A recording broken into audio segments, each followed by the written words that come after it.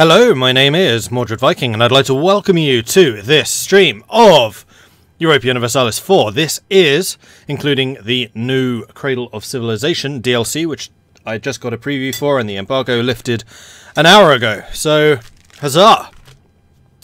First of all, let's run through some of the big features which have changed. Let me just bring up my list of things here. So, expansion features. New governments, powerful decisions related to each of the special government types in the Middle East, including unique mechanics for the Egyptian Mamelukes, the Persian Theocracy, tribal federations, and the heirs of Timur, so the Timurids. Trade policies. Activate your merchants in trade nodes for special missions, promote profiteering, espionage, military, diplomacy, and religion propagation. Islamic schools, the wide range of Muslim disciplines offer unique perks to the disciples and transforms international relations across the Middle East. Army professionalism. This is an interesting one. Drill and discipline your armies as you move from the age of mercenary captains to the mass levies of standing armies. Exploit development.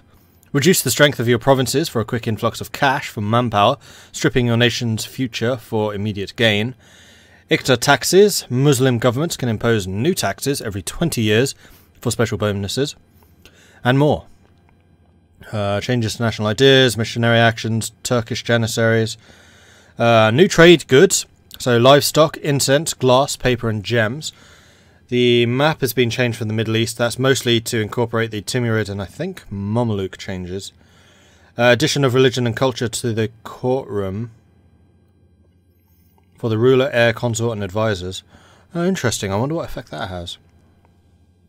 Some new ideas, 2 new buildings, and 20 new achievements. New buildings?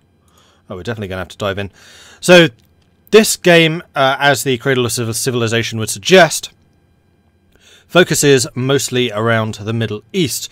So you'll see that the map here has changed somewhat. The Timurids have become rather less of a blob and looking a little bit smaller. More on that, though. The Mamelukes have... It looks like they've changed the outline of the wasteland, so it's a bit more like the rest of Africa. But the Mamelukes, I think, have been buffed a bit in order to provide a proper foil against the Ottomans. They have some vassals, which is Fadl and Hejaz. So Hejaz are theirs, and... I'm not seeing the other guys. There, those guys.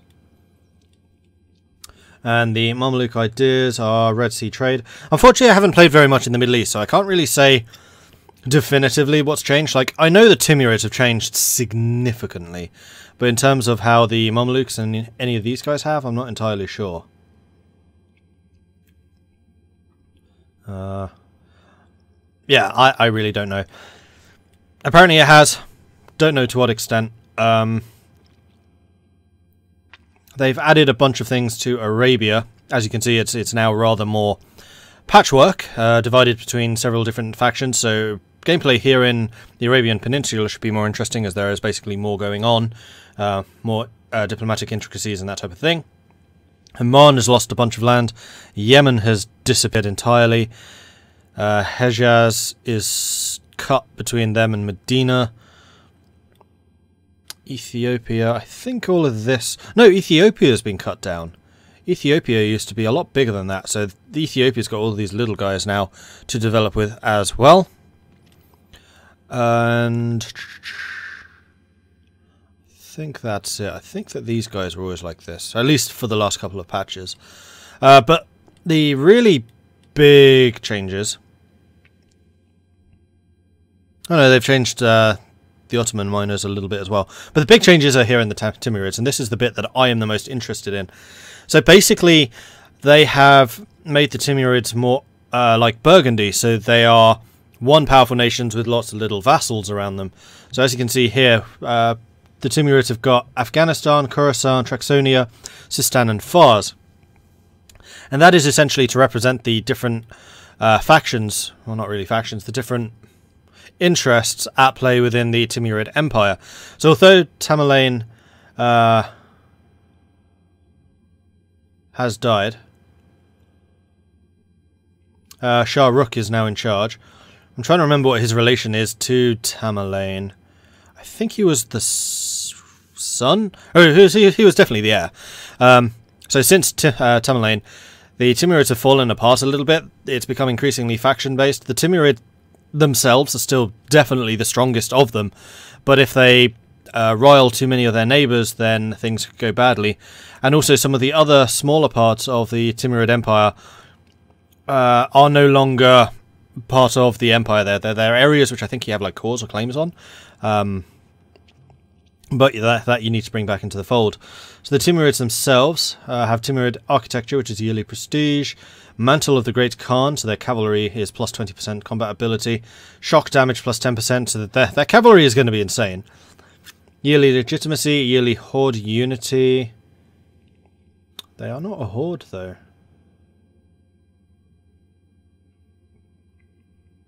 Are they?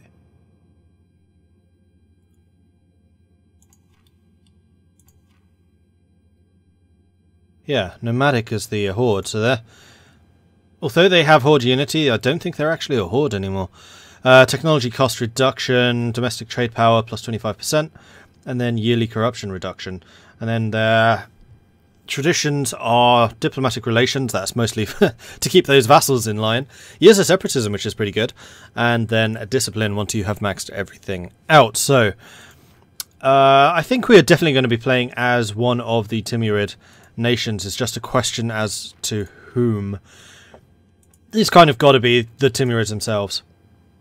So we're going to go ahead and do that. We are currently in Icta, which, like they said in the patch notes, have changed.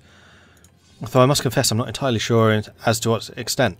I've come to this woefully ill-prepared, I'm sorry. Alright, so we're going to go normal mode.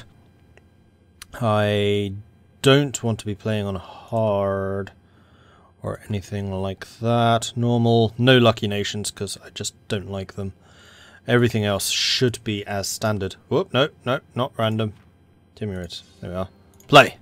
Right, let's load this up and see how the Timurids are looking. Exciting times. But first, the more important thing of getting tea.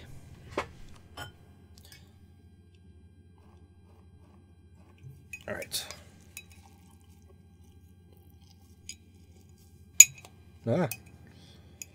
Yeah, this game kind of snuck up on me. Because they announced that they were releasing Crusader Kings 2 on the 16th and EU4 on the same sodding. I hate it when they do that. On the same day. So both of them released on the 16th. Then yesterday I finally got the preview codes. I was busy all day yesterday, so I wasn't able to do anything with it. And then today the embargo lifts. So this is where we are starting. So it has a new introduction thing. I wonder if that's for everyone? Not sure. What do Lucky Nations do? Lucky Nations add a whole bunch of modifiers for the AI. So, for example, they have an increase to tech propagation, increase to trade power, increase, I think, to morale. Possibly tactics? No, I think it's just morale. Basically, it just makes the nations a lot stronger. The problem that I have is, at least if you're playing with historical Lucky Nations, it makes countries like France, Spain, Britain, Russia stronger. And they really don't need that kind of help. Like, I kind of like to see the little guys rise up from time to time. So having an already powerful nation double down their power with additional bonuses, just... why? I don't understand why. Shah Rukh is the supreme ruler of the Timurid Empire and the son of the great conqueror, Timur. There you go. I thought he might be.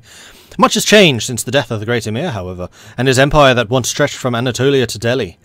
Shah Rukh has been able to keep most of Timur's empire together and patronised a thriving centre of learning and arts in Herat, the Pearl of the Khorasan.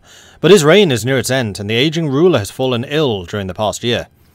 In the outer provinces, sons and grandsons are observing the court in Herat with great interest. Ajam, after Muhammad bin Baisankur, is already independent in all but name. In Astabad, Khorasan, his brother Babur, has built a small powerhouse for himself, no doubt with the only goal to have as a base in the coming succession struggles. Transaxonia and Tamir's own old capital Samarkand have been left in the able hands of Ulugh Beg, son of our ruler and a great patron of the sciences and arts, while Fars is in the hands of the 12-year-old prince of the dynasty. So Transaxonia and Fars are probably safe enough. Khorasan and Ajam definitely aren't. Meanwhile, the Karakanulu Federation has taken over many of the western parts of Timur's original empire in the southern Iraq. And in southern Iraq, the millenarian Musasha have conquered Khuzestan and ousted the Timurid administrators from the region. The Uzbeks are continually raiding our holdings in Transaxonia, and our Indian governors have been ousted from Delhi. As 1444 draws to an end, and the fate of the empire seems uncertain. Should Shah Rukh recover, he may well rule for a number of years yet, but the tension is tangible. Every son and grandson has been waiting for the moment of the emperor's death their entire lives. So yeah, we have all the DLC. We are Sunni, which means that we have a 100% chance of a new heir, 10% bonus to cavalry infantry ratio, which means we can have more cavalry. Sunni rulers of the piety. Piety ranges... Have they changed piety? Yes, I think they've changed how piety works as well. Piety ranges from mysticism to legalism, with different bonuses on the different ends. Your society moves towards legalism through choices in events, declaring war on infidels, heretics, as well as converting provinces. You move towards mysticism by declaring war on fellow Muslims and through choices in events and other interactions. Other religions in the Muslim group are Shia and Ibadi. Sunni is by far the largest group, largest in the group. All Muslim countries belong to a school that give different bonuses. Schools have the opinions of each other that change during the course of the game and will have an effect on relations between the countries that follow them. Countries following a school can invite scholars from other schools to combine their bonuses for 20 years. The Hanafi school gives the following modifier, -5% admin tech cost. Alright, that's cool. Empires are monarchies. This means that the ruler is in place for life and their succession is dependent on having a designated heir. Heirs are acquired over time through event choices. If the monarch dies before your heir reaches maturity, a regency council can take over, preventing the declaration of wars. As a country with the ICTA government, you can use 3 government interactions known as taxation policies. Efficient tax farming increases your tax income and gives a one-time tax increase from all subject countries. Subject countries. Land acquisition reduces the cost of making cores and gives a one-time manpower increase from all of your subject countries. Lenient taxation reduces liberty desire of subject countries and increases your diplomatic reputation. A taxation policy can be activated every 20 years and only one can be active at a time. Government is augmented by estates. I don't think that's changed though. We are playing in Asia. A tributary state is a special subject type that is the most common in East Asia. A tributary relationship requires that the overlord either belongs to the Eastern religion group or uses the horde government type. The overlord will protect their tributaries against attack from non-tributaries in exchange for regular tribute payments. But apart from this, tributary states have their own independent diplomacy. They can fight their own wars internally against other tributes under the same lord, or externally against outside powers. Okay. It's actually kind of cool that they give that overview as to what's happening and why now.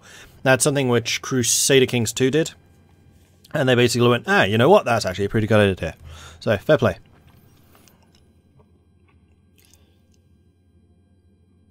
Hey, 94th minute. So I sorted my tea out, but never actually poured any.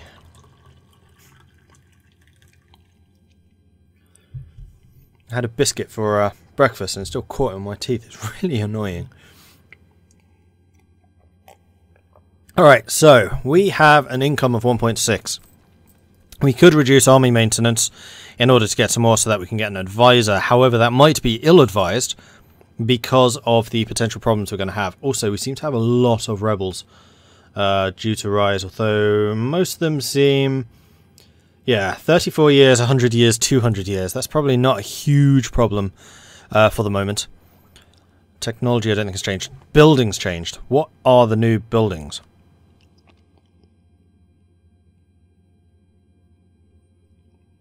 The mill is new. Requires paper, gems, tropical wood, glass, or chinaware. So that's a manufactory. I think those are all the same.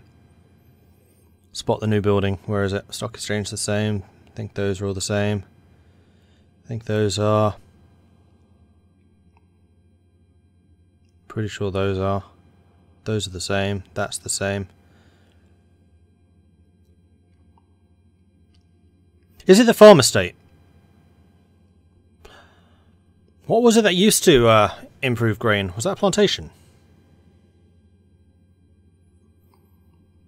But because they've added livestock, I think that they've split out that stuff from the plantation. No, it wasn't plantation.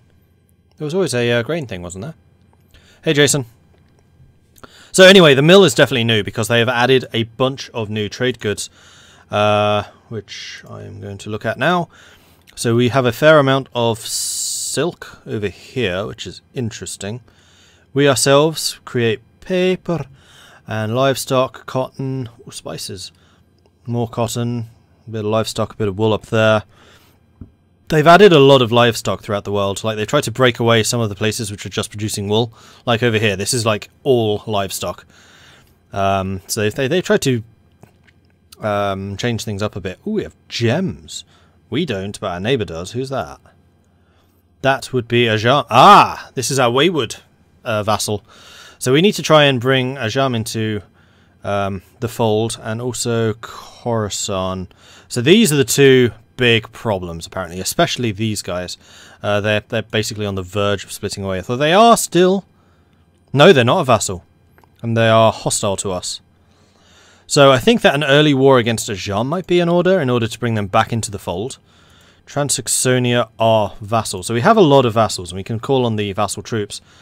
Our own standing army is currently 18 of 24, so we can recruit a couple more. I think we probably will. We have infantry and cavalry, infantry and cavalry. We don't have any actual cavalry bonuses yet. Those come later. We have currently the diplomatic relations and years of separatism. Cavalry doesn't actually become strong until these two are done. So kind of unlike other nations, our cavalry is going to be getting stronger as the game goes on, while usually the infantry takes over. Plus we have a different infantry-cavalry ratio, and this is something I'm going to have to wrap my head around and get used to, because I am not used to playing with that whatsoever. We need some more rivals, yeah. We have high liberty... Oh, wow, yes, we have very high liberty desire. That's going to be a problem. Advisor, we can get decisions. Adopt the title of Khalifa. Bestow the title of Khalifa upon the Sultan to demonstrate his importance, not only as our political leader, but also as our spiritual leader. So we can gain prestige and move towards legalism. And what exactly does that do? So at one end we have legalism, which is national taxes, national manpower, and tech cost. So legalism is pretty good for just general strategic stuff. Then the other way we have missionary strength, morale of armies, and fort defense. So that's the more militaristic, and we need to convert all the stuff way. So I think that we're probably going to be moving towards legalism, because right now that just seems the stronger. Manpower, taxes, and tech. Yes, please. If your ruler dies, you lose the vassals anyway. That's not true. Hello, Charles. If you're in a personal union, you might lose them, but these are vassals. You don't just lose vassals if your ruler dies. I think it will depend on their liberty desire, because I suspect that there is going to be something special going on here because they are the Timurids. And they are supposed to be collapsing, which is going to be the kind of interesting contention here. Alright, so these are the new buttons. They basically use the same UI as Russia, so we have the national tax modifier. For 20 years we get plus 15% taxes. And also 530 ducats. Nice. Land acquisition we get core creation cost minus 5%. And also 13,000 manpower, which we could do with. And then lenient taxation is we get the liberty desire reduction and the diplomatic reputation increase. And during this period, yeah, okay, so for 20 years. You know what, I think because we are trying to stabilize the nation at the moment, we're going to do the lenient taxation so that these guys are much less likely to rise up against me. So basically these four have now been secured. It's only Transaxonia that we need to do some work with. And one of the ways that we can do that is improving relations with them. And we have got 3 diplomats because we are an empire. So who else are we going to want to suck up to? It's Baluchistan. Baluchistan we might well want to try and befriend. Or maybe some of the Indian factions. I'm not sure that I really want to go with the hordes. Karakanulu we could, but they're probably going to have their own problems with the Ottomans and the Mamluks, and I don't really want to get drawn into those conflicts just yet. Yeah, I think Baluchistan makes the most sense right now. While we get our internal affairs in order, we'll make friends with those guys. And then we're going to keep one diplomat just in case we need to go and fight some stuff. We could placate local rulers by spending some of our prestige. So this is the one and only time we would be able to do this. And it would drop that down to 45%. But that will rise again over time. I think the best way of countering it is going to be just raising some more troops. So if we get closer to our limit, then our strength in comparison to them rises and we just look stronger overall. We're not going to get an advisor. I am going to drop my maintenance. Oh, it's 2.95 usually. I thought it was like 0.5. In that case, we are going to get an advisor. Military advisor, because we're on the military technology. So each advisor now has a religion and a culture. Not sure what impact those have. I don't know if that's just flavor or if it has an impact. I would kind of assume that it does. So Afghan and Afghan are not accepted. Although we definitely want to try and accept that. In fact, accepting Afghan over Persian would make a lot of sense. And in fact, Uzbek is our primary culture. That's tiny.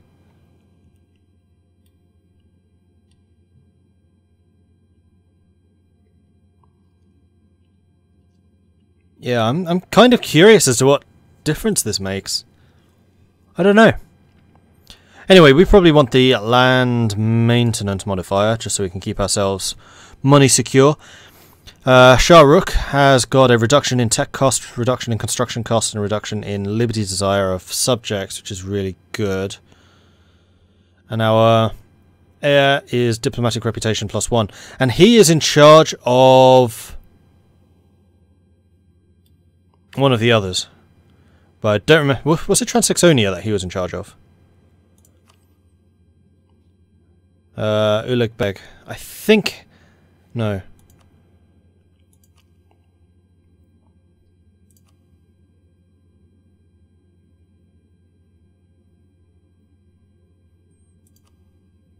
Yeah, I don't remember.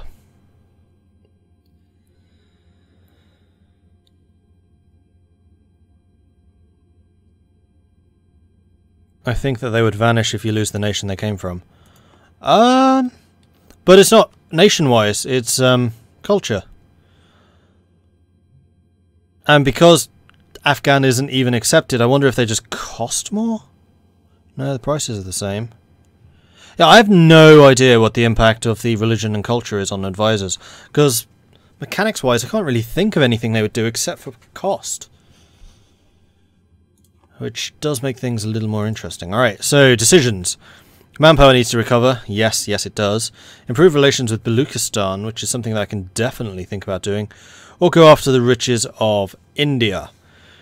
Trade efficiency, morale of armies for 15 years. And we gain a legitimacy. But that's only if we conquer Lahore, Sialkot, Marghela, Multan, Sinsagar, Sirhad and Doba. Where are those?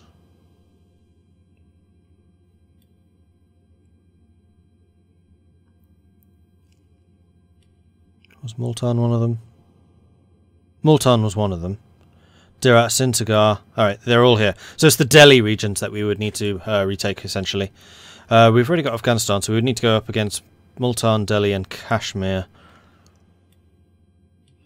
Right, so the first thing I was going to do, though, was going to try and go after Ajam, although Ajam has Ardalan and Luristan. You know what? Going after India might be a better option here. Because then we can make ourselves stronger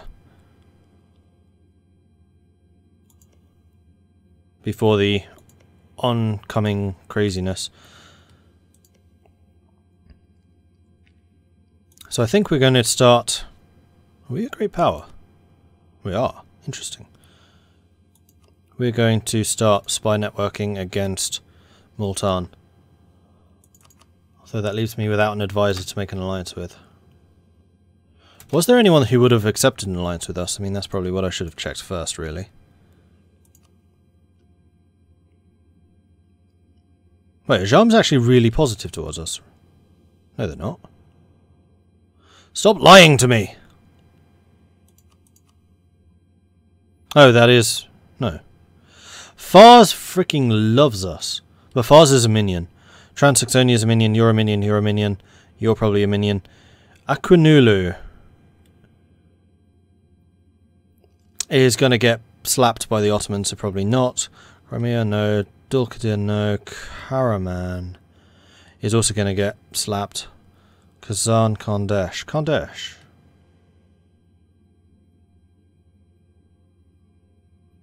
Well, we could even try and befriend the Ottomans. Oh no, that would be a very, very potent combination. You know what? Let's do that. I'll wait the 8 days. A gathering storm. The aging ruler of the Timurid Empire, Shakruk, has been ill since the beginning of 1444. In his absence, his wife, Gorshad, has taken over the daily rule of the empire, but this sign of weakness has set wheels in motion amongst the princes that rule the Timurid provinces. In western Iran, the young prince, Muhammad Baisankour, an ambitious grandson, has started to accept taxes and tokens of loyalty from a much larger region than his assured governorate. Having finally recovered and learned of this insolence, Shah Rukh has now declared Muhammad Baisankour a rebel and is moving to strike at him in the first opportunity. A civil war amongst all sons and grandsons, like that at the end of Timur's life, is to be avoided. Shah Rukh knows he must strike down any sign of rebellion harshly and quickly. As long as Shah Rukh lives, the ruler of the Timurids, he will greatly reduce the liberty desire of the remaining vassal countries ruled by his sons and grandsons. Okay. And, right, Ottomans. Yo, Otto bros. Wanna be bros? Not yet, but we're going to improve relations with you, and we're going to see what that does. What does this DLC add and do? Alright, I'll have another read through the wiki. I'm just going to do a brief overview, because at the start of this stream I did go through everything in more detail. So, there are new governments. For the Egyptian Mamelukes, the Persian Theocracy, the Tribal Federation, and the heirs of Timur. We are the heirs of Timur. We are the heirs of Timur, basically. We are the Timurids right now. Trade policy, so merchants can do special missions within their trade nodes, including promoting profiteering, espionage, military, diplomacy, and religion propagation. The Islamic schools now have a range of disciplines which offer unique perks. So, for example, we are the Habadi school, which means that we have cheaper admin tech cost. Army professionalism has now been added, which adds the drill modifier, where you can basically drill and discipline your armies as you move from the age of mercenary captains to the mass levies of standing armies, which basically means you can pay full maintenance for an army even if the rest of your maintenance is set to 0, and have them training up and becoming stronger over time. So that's actually something I should probably do. We can exploit development, which reduces the strength of the provinces for a quick influx of cash or manpower. Ikta taxes. Muslim governments can impose new taxes every 20 years, which is what I did with the improving relations with my subjects. So Iktas are interesting. They only seem to affect subjects. So the more subjects you have, the stronger the Ikta is going to be. There are new national ideas, missionary actions, Turkish janissaries have been changed, and some other stuff. Those are the expansion features. The free features that come with the patch are 5 new trade goods: livestock, incense, glass, paper, and gems. The map in the Middle East has been changed pretty radically, actually. Addition of religion and culture to the courtroom for the heir consort, and advisors. Not entirely sure what that does, though. There are new ideas. 2 new buildings, the mill and the farm. And then 20 new achievements. So the mill and the farm are new manufactories. Basically to make up for the new trade goods, which actually kind of makes sense. So the way that the map has changed, like the Mameluke region has changed a fair amount. The Ethiopia down here has a lot more to try and consolidate than they used to have. The section of Persia, what would that bit be? That's not Turkey, is it? I guess that is modern Turkey. So that bit of modern Turkey plus Persia have got a lot of new smaller factions, and also they changed the geography. The Arabian Peninsula is radically changed, with Oman getting completely chopped up, Yemen getting chopped up, Hejaz getting chopped up. The Mamelukes, I don't think they've lost anything here, but they have changed the way that the map works and functions. So it's a lot more narrow up here in the north, and then more clustered around the Nile itself, with all of this becoming more wasteland.